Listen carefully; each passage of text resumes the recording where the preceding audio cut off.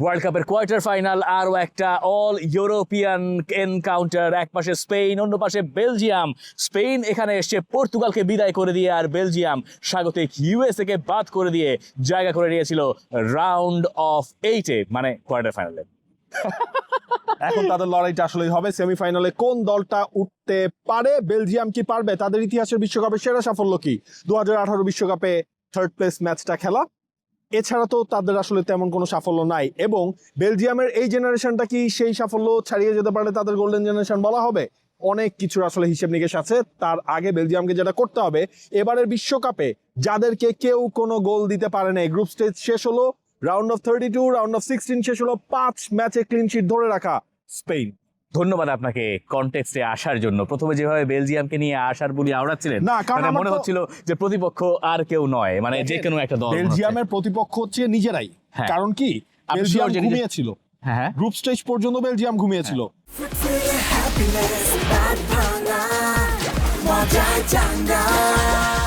Group স্টেজের পরে বেলজিয়ামের ঘুমটা ভেঙেছে। এখন বেলজিয়ামের প্রতিপক্ষ কেন নিজেরা? তাদের ওই ঘুমন্ত বেলজিয়ামকে সরিয়ে দিতে হবে স্পেনের এগেইনস্টে যদি তারা অঘটন ঘটাতে চায়। অঘটন বলবো এই সেন্সে, কারণ স্পেন দে আর ফেভারিট। এই তো আরো একবার কনটেক্সটে ফিরেছেন। Thank you. বেলজিয়ামকে নিয়ে আপনি যে পরিমাণ কথা বলছেন তাতে আশাবাদী। মনে হতে পারে প্রচন্ড আশাবাদী। আমি জানি না বেলজিয়ামকে নিয়ে এত আশাবাদী হওয়ার আসলেই কিছু আছে কি না। বেলজিয়াম যারা কোনো মতে রাউন্ড অফ 16 পর্যন্ত এসে, যদিও মনে রাখতে হবে তার আগে তারা বিশ্বকাপে এক মহাকাব্যিক কামব্যাক দিয়েছে, যার ফলে তারা ওই জায়গায় উঠতে পেরেছে। এবং তারপরে রাউন্ড অফ 16-এ ইউএস এর বিপক্ষে তারা ম্যাচটা জিতলো, যেখানে তাদের প্রতিপক্ষ ছিল গোটা ইউএসএ। মানে বালোগানের ওই ইস্যু নিয়ে কত আলোচনা হয়েছে, তারপরে বেলজিয়াম সেই ম্যাচটা জিতে একটা স্টেটমেন্ট দিয়েছে যে না, আমরা ঠিকঠাক মতো জিততে জানি। কিন্তু এখন তো প্রতিপক্ষ স্পেন। আমার তো মনে হয় এই ম্যাচে বাই ফার, মানে স্পেন তো ফেভারিট, কিন্তু বড় ধরনের আন্ডারডগ হচ্ছে বেলজিয়াম। দেখেন, শুরুতেই তো বললাম হ্যাঁ। যে স্পেন ফেভারিট এক জায়গায়, কিন্তু আপনি ম্যাচ বেলজিয়াম জমানোর কিন্তু- চেষ্টা করছেন, মানে আসলে কি জমবে এত? হ্যাঁ, জমবে। Okay, okay. কেন জমবে? দেখেন, বেলজিয়ামের এই দলটাকে একটা জায়গায় কিন্তু তারা স্পেনের থেকে গিয়ে, তারা এবারে বিশ্বকাপে গোল দিয়েছে বেশি, তাদের এবারে বিশ্বকাপে গোল স্কোরারের সংখ্যা বেশি। টোটাল তারা গোল দিয়েছে 12টা, যেখানে তাদের গোল স্কোরার হচ্ছে 8 জন। দ্যাট মিনস কোনো একজন সিঙ্গেল প্লেয়ারের ওপর তারা ডিপেন্ডেন্ট না। এখন আপনি বলতে পারেন সিঙ্গেল প্লেয়ারের ওপর কিভাবে তারা ডিপেন্ডেন্ট হবে? রোমেলো লুকাকু নামেন বদলি হিসেবে নেমে রোমেলো লুকাকু এই বেলজিয়াম দলের এখনো 3টা গোল করে টপ স্কোরার। আর এই বেলজিয়াম দলে জায়গা পান না কেভিন ডে ব্রুয়না। এই ম্যাচে কেভিন ডে ব্রুয়না খেলবেন কি খেলবেন না, এটাও আরেকটা সংশয়ের জায়গা। আমার মনে হয় কেভিন ডে ব্রুয়না এই ম্যাচে খেলবেন না। আমার মনে হয় কেভিন ডি ব্রুইনা এই ম্যাচে খেলার মানে start chance করবেন না। আছে। রিজনটা হচ্ছে যেহেতু ওনানা হচ্ছে যে আপনার হ্যাঁ। ইনজুরিতে পড়ে গেছে, যদিও ওনানা এবং কেভিন ডি ব্রুইনার পজিশন আসলে টোটালি সেম না।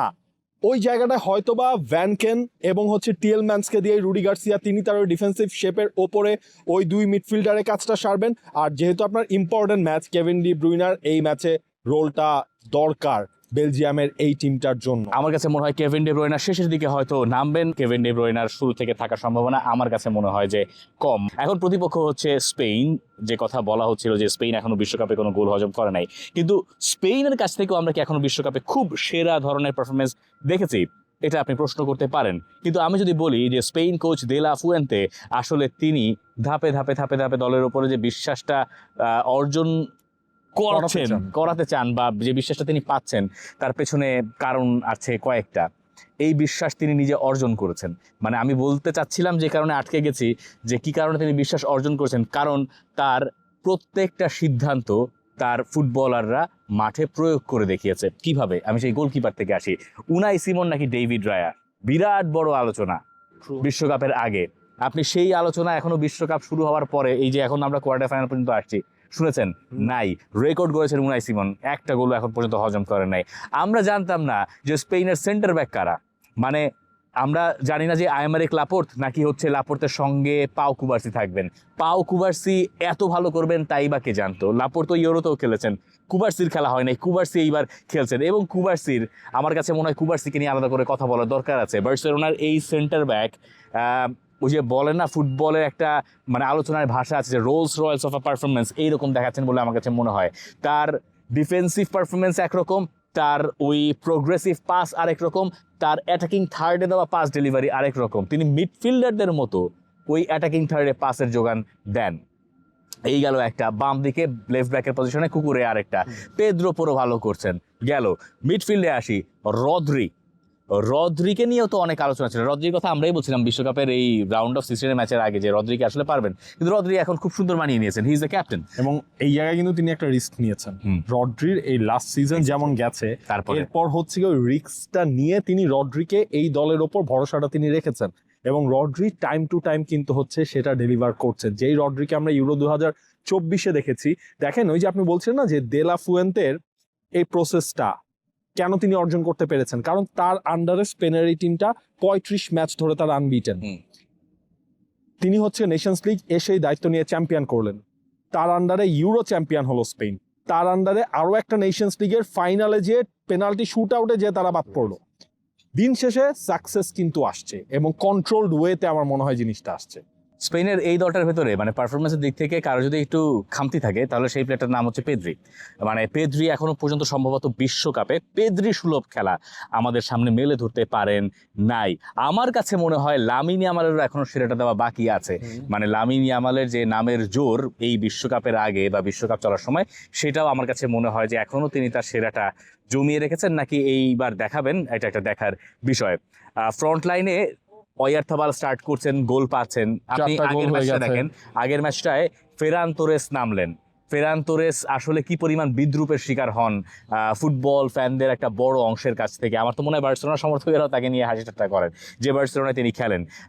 সেই ফেরান তোরেসের একটা অ্যাসিস্ট, যেটার কথা আমরা প্রায় সময় ভুলে যাচ্ছি, তিনি তো কন্ট্রিবিউট করছেন, পরে বদলি নেমে তিনি কন্ট্রিবিউট করলেন। এবং মিকেল মেরিনো, যিনি 2024 ইউরোতে ইম্পর্টেন্ট গোলগুলো করছিলেন, তিনিও গোল করছেন। আমরা এখানে হয়তো ভুলে যাচ্ছি যে বেঞ্চ থেকে পরে গিয়ে ফাবিয়ান রুইজ নামছেন, অথবা দানি ওলমো এখন খেলছেন নিয়মিত।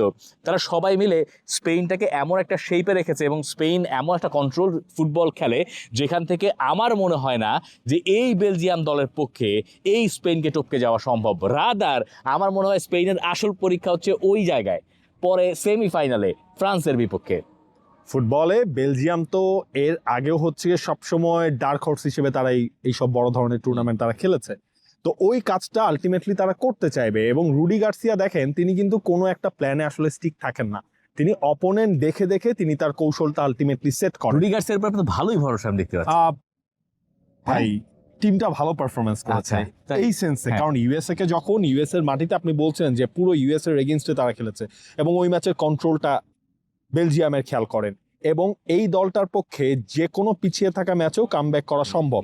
বাট দিন শেষে হচ্ছে গিয়ে কাগজে কলমের হিসাব রিসেন্ট পারফরমেন্সে স্পেন ফেভারিট, এটা নিয়েও নো ডাউট। আর এই জায়গায় আসলে দেখতে চাই রুডি গার্সিয়া যে লাস্ট ম্যাচে ডোকুকে ড্রপ করলেন, ডোকুকে কি তিনি এই ম্যাচে এক্স ফ্যাক্টর হিসেবে ইউজ করবেন, নাকি লুকা বাকেও এবং লিয়ান্ড্রো ট্রসার্ডি আসলে দুই উইং থেকে তারা স্টার্ট করবেন, এবং কাতালারে যার উপর তিনি নতুন করে ভরসাটা খুঁজে পেয়েছেন রোমেলু লুকাকু না থাকায়, তার কাছ থেকেও তিনি কিন্তু সার্ভিসটা পাচ্ছেন।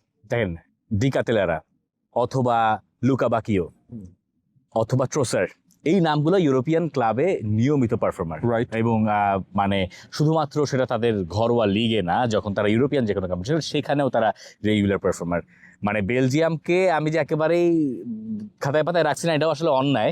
বেলজিয়াম তো এই পর্যন্ত এসছে, কিন্তু এই প্লেয়াররা আসলে কাদের সঙ্গে ভালো করছে। মানে বেলজিয়ামের প্রথম ওই আগের ম্যাচটা, সেনেগালের ম্যাচটার কথা চিন্তা করেন, তারা কি আসলে ভালো করছিল? আমার তো মনে হয় তারা মোমেন্টাম পিক করে ম্যাচ, তারা গ্রুপ স্টেজে খুব কি ভালো করেছে আমার মনে হয় না। ইউএসএ, আমার কাছে মনে হয় কি ইউএসএ এর দৌড় আসলে ওই পর্যন্তই ছিল। ইউএসএ কে লোকে অনেক বেশি হাইলি রেট করার চেষ্টা করছে বা করেছে, স্বাগতিক দেশদের কাছ থেকে আপনি একটা পারফরমেন্স আশা করবেন, সেটাই তারা করতে পেরেছে। সাউথ আফ্রিকা আর কাতারের মতো সেটা হয় নাই। মানে এইটুকুই, এর বাইরে আমি ইউএসএ নিয়ে আসলে এমন কোনো মানে কখনোই আমার কাছে মনে হয় নাই যে এটা নিয়ে এত বেশি কথাবার্তা বা এত বেশি আলোচনার দাবিদার তারা। বেলজিয়ামের ওই কারণে, সেনেগাল, এই সব কারণে আমার কাছে মনে হয় এখন তারা যদি স্পেনকে আসলে হারিয়ে দিতে পারে, ফুটবল তো সবকিছু সম্ভব, এবং একটা 90 মিনিটসের গেমে যে কোনো কিছু হতে পারে, 120 মিনিটসও যেতে পারে, টাই ব্রেকারও যেতে পারে। তাদের গোলকিপার তো দিবো কোর্তোয়া, মেবি দিবো কোর্তোয়ার এমন একটা দিন যাবে যেদিন তিনি 8টা-9টা সেভ করে দেবেন হয়তো, এবং ওপাশ দিয়ে বেলজিয়াম একটা গোল আদায় করে নেবে। আমার কাছে যেটা মনে হয় যে বেলজিয়াম আজকের এই ম্যাচটাতে তারা স্পেনের ডিফেন্সকে আলটিমেটলি ব্রেক করতে পারবে, মানে সেখান থেকে একটা গোল করতে পারবে। বাট আমি জানি না যে বেলজিয়ামের আসলেই সেই জেতার সামর্থ্য আছে কিনা এই স্পেনের এগেইনস্টে। তবে একটা জিনিস আপনি যদি খেয়াল করেন, স্পেন যেই জিনিসটা আসলে তাদের কাছ থেকে, হ্যাঁ, কন্ট্রোল পারফরমেন্সের কথা আমরা বলছি, ওয়ার্থাবাল ছাড়া বাকি তাদের যে গোল স্কোরার সবার কিন্তু একটা করে গোল। আবার ওয়ার্থেবালের আগের ম্যাচটা খুব একটা মানে পর্তুগালের সঙ্গে হ্যাঁ, খুব ভালো যায়। ওই ম্যাচটা তারা জিতলো মিকেল ম্যারিনোর হচ্ছে ওই কামব্যাকের পর, মিকেল ম্যারিনো যখন বদলি হিসেবে নামলেন সেটার পর। দেখেন স্পেন হচ্ছে পজিশন নিয়ে খেলবে, ভেরি ন্যাচারাল। স্পেন যখন পজিশনটা লুজ করবে তখন বেলজিয়াম ওটা থেকে তাদের শুরুটা করতে পারবে কিনা এই ম্যাচে এটার ওপর দেখবেন ম্যাক্সিমাম ইকুয়েশন নির্ভর করছে। এবং একই সাথে টিএলম্যান্সের ওপরও মনে হয় বেলজিয়াম একটু বেশ ভরসাটা তারা রাখতে চাইবে, যেভাবে তিনি ওই ম্যাচের কথা তো আলাদা করে বলাই যায়। সেটার কনফিডেন্সটাও বেলজিয়াম কাজে লাগাতে চাইবে। Let's see, but it's very very tough, কারণ স্পেনকে এবারের বিশ্বকাপের এই ফ্রান্সের সাথে ফেভারিট হিসেবেও যদি ধরতে হয় সেখানে স্পেনের নামটা আপনার আনতেই হবে। স্পেনের যেই ব্যাপারটা নিয়ে একটু আপনি দুশ্চিন্তায় থাকতে পারেন, মানে বিশ্বকাপে এখনো পর্যন্ত যে দলগুলো টিকে আছে, ফ্রান্স ধরেন ম্যাচ থেকে কিছু বেরোচ্ছে না, কিলিয়ান এমবাপ্পে এসে ম্যাচ বের করে দিলেন, বা ধরেন আর্জেন্টিনা পারছে না, লিওনেল মেসি এসে উদ্ধার করে দিলেন। বিশ্বকাপে এইরকম ধরনের পারফরমেন্স লাগে যে একটা সিঙ্গেল ফুটবলারের একটা নায়কোচিত পারফরমেন্স। স্পেনের এই দলটার ভেতরে সেইটার মিসিং আছে। মানে স্পেন যদি বিশ্বকাপ জেতে আলটিমেটলি আপনি আসলে বুঝবেন না যে এই স্পেনের কাকে আপনি এই টুর্নামেন্টের সেরা পুরস্কার দেবেন, কারণ এটা এত দলগত একটা পারফরমেন্স এবং এই কাজটাই করেন দেলা ফুয়েন্তে বা স্প্যানিশ স্টাইল আসলে এইরকমই। কিন্তু এর আগে 2010 ধরেন ডেভিড ভিয়া বা পরে নামা ফের্নান্দো তোরেস, তাদের যে একটা ইম্প্যাক্ট, এইরকম একটা পার্সন না মিসিং আছে, মানে সেইটা আসলে ওয়ার্থাবাল হয়তো না। হ্যাঁ, মানে ওয়ার্থাবাল যখন পর্তুগালের সঙ্গে ওই মিসটা করলেন, এই জবাবটা তাকে দিতে হবে যে বিগ ম্যাচে তিনি পারফর্ম করতে পারছেন স্টার্ট করে, নট অ্যাজ আ সাবস্টিটিউট। এই ব্যাপারগুলো হয়তো স্পেনের ঘাটতির দিকে থাকতে পারে। দিন শেষে প্রেডিকশনের কথা বললে আমার প্রেডিকশন হচ্ছে এই ম্যাচে তারপরও স্পেন জিতবে। কত? 2-0। 2-0। আমার স্পেন একটা গোল খাবে। That means 2-1। 3-1। 3-1। আপনারা কিন্তু জানিয়ে দিতে পারেন আপনাদের প্রেডিকশন এবং দেখা যাক আর কি, মানে 2-1 হয়তো হবে। জানান প্রেডিকশনটা জানাতে পারেন। এবং ফ্রান্সের মুখোমুখি আসলে স্পেন হতে পারে কিনা, নাকি ফ্রান্স বেলজিয়াম, সেটা দেখবেন সেমিফাইনালে। কোনটা আপনারা চান এটাও জানিয়ে রাখুন। ফ্রান্স আর স্পেন চাই ভাই। For more updates, subscribe to our YouTube channel and click on the bell icon. Follow us on Facebook and Instagram. Download T-Sports app to enjoy exciting games and highlights. Visit tsports.com.